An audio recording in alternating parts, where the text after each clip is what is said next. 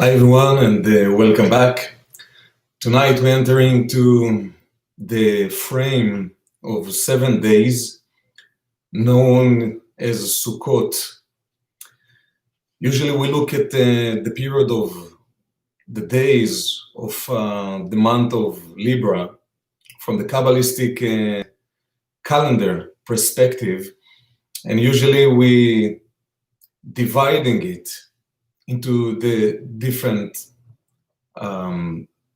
days or windows in time. We have the first two days of the month of Libra known as Rosh Hashanah. We have another 7 days into the what we call the 10 days of repentance leading to Yom Kippur, which is the 10th day of the month of Libra. Then we have 4 days between Yom Kippur and Sukkot.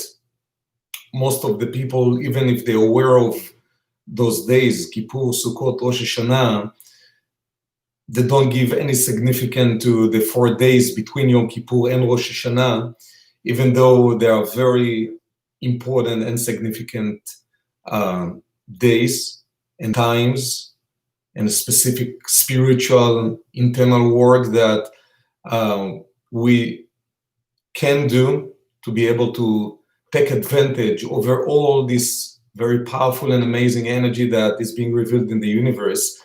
And as we mentioned, tonight we're entering into the 7 days of Sukkot, and we have the 8th day, which known as Simchat Torah. The Kabbalists look at all of those 22 days as one long day. It is true that there is kind of a division and unique work and unique energy that we can activate and tap into in each part of those 22 days. However, the 22 days, they are kind of a pathway, this kind of a journey, that there is one goal behind those days, which is to help any individual, regardless to anything we can find as a force that differentiate us as human beings, giving us the ability to design the most amazing year ahead.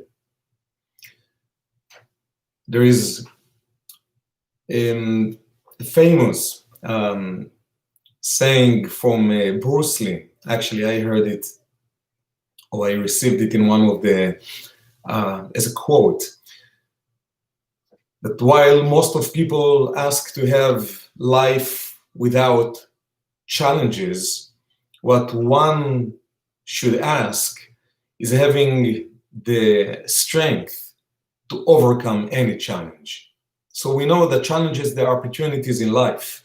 And when we ask for the challenges not to be there, we kind of asking to stop the process of expansion. So we don't want to stop the process of expansion. So we don't want the challenge to be there in a way of bringing us down, obviously, right? But the logical wish of most of people of not having challenges throughout the day or the year, it is not exactly what we should be asking for. When you have the strength internally inside of you to defeat, to overcome, to turn the challenge into opportunity, the challenge becomes a blessing. So everything becomes a blessing. There are few gifts, unique powers that being awakened in the 7 days ahead of us, days of Sukkot. One of them is the gift of certainty. The second one is the gift of divine inspiration. We can do some work to open up in a deeper level, in a higher level, our connection with the divine force, divine receiving divine inspiration. And the third one, which is the gift of happiness. Usually we think about those things as kind of things that we need to work on. You need to work on your certainty. You need to work on tapping into your divine energy. You need to work on your happiness. But in truth, the work, it is not to work on getting those things, because happiness, certainty, and divine inspirations, they're a kind of state of consciousness, state of mind, state of energy that we either tapping into or not tapping into. It is not about working on having certainty. It's not about reading books or doing some meditations to work on getting into certainty. If we use different tools, it is to touch the essence of certainty, divine inspiration, and happiness, things that are available more than any time of the year in the coming 7 days. So throughout Sukkot, hopefully I will be able to share in different live streams a little bit about each one of those ideas. There is one thing I want to focus on to share with you. So regarding the 22 days and regarding specifically to the type of work or energy that is being revealed in the coming 7 days. If we desire the best year for ourselves and for others in the coming year, we need, the first thing that we need to make sure it is that we are not thinking small. The relationship between us and the Creator and the energy of fulfillment is dependent on the level of our desire. So the first thing you want to make sure that you don't desire small. Whatever you desire by your nature, by the nature of your mind, your logical mind, the nature of the way you think usually about yourself or about what you want, make sure that you push yourself beyond the boundaries, the barriers of those limitations of our natural tendencies of desiring. Usually we desire things that we don't have or that we lack, right? The first expansion needs to be not only to desire things that we don't have, but first thing you want, it is truly to appreciate, maintain the blessings that you actually have, right? Before you're asking for more. But then you definitely want to ask for more, and you definitely want to make sure that you don't limit the way you ask. You don't limit the way you ask. Very important. Because the universe, the Creator, can express its desire to share and to give to you, always according to how much you desire. This is the first thing. The second, the way that the relationship works, and this we learn in Luminous Emanations, the Zohar explains it, the Ari, Rav Ashlag explains it. The way that it works, and I'm trying to explain it in the most simple way, even if some of you don't have any background in the studying of the Zohar and Luminous Emanations and Kabbalah for years, I'll try to explain it in a simple way. If you try to imagine a pipe that's supposed to transfer water, and you have an ocean of water, right? Ocean. Think about kind of endless. How much the pipe can transfer the endless water wants, desire to enter through the pipe, you know that the pipe is capable of transferring, receiving, and eventually giving the water according to the size of the pipe. There is endless energy that enters to the universe in those days. Now, it is all dependent on how much do we expand the pipe. How do we much do we expand our spiritual internal channel of our ability to receive this endless energy. The energy, like the ocean, so the energy, the cosmos, the universe, the Creator is sending to the universe now in those days is endless. This energy contains all the blessings one can ask for. if it is health, if it is relationships, if it is love, if it is prosperity and sustenance and abundance, beyond any logic. This is what's coming from the universe point of view. This is what the Creator is delivering now. How do we expand our pipe? How do we expand our channel? Now, the idea is very simple. You can receive in the level that your desire to give is being awakened. We cannot spiritually receive and contain energy that internally we don't have the willingness and the awakening of the desire to share. How much can you receive will be always to the level, to the degree of your desire to share. The desire to share, it is not about how much do you physically give in your life.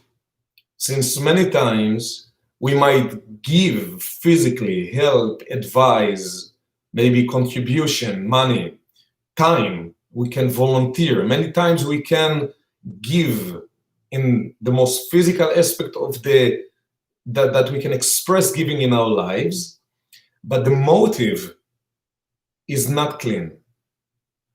And when the motive is not clean, when there are some thoughts about what do I receive through the giving that I express in my life, so I volunteer 2 to 3 hours in an amazing place, cause, organization, and at least I expected, at least for them to thank me, to recognize what I've done for them. And if I'm not receiving this recognition, doesn't matter how much I gave, it doesn't give me the fulfillment that I could receive if my giving would be more pure, would be more clean. The intention behind what I give would be clean.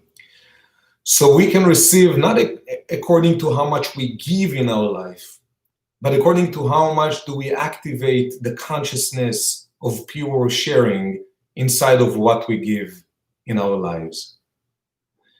And this is the relationship. So if we want to expand our capacity of receiving, since there is infinite power that is being revealed in those days, the universe is completely opened.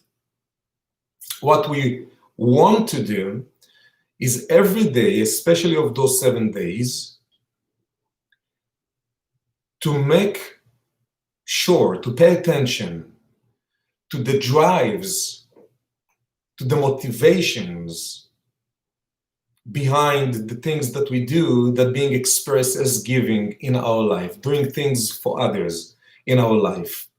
It begins with the close people in your life, your family, the things that you naturally do for them, that maybe you feel you have to do, or it's natural thing for you to do, right?